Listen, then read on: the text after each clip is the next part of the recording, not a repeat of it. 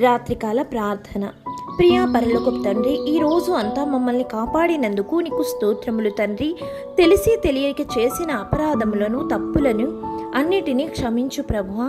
ఈ రాత్రి నిద్రలో కూడా నీ రెక్కల కింద మమ్మల్ని దాచిపెట్టు తండ్రి. ఈరోజు కన్నీటితో ప్రార్థించిన వారి కన్నీళ్లను నీవు చూశావని మేము నమ్ముచున్నాము. బాధల్లో ఉన్న హృదయాలకు శాంతిని అనుగ్రహిస్తావని మేము విశ్వసిస్తున్నాము.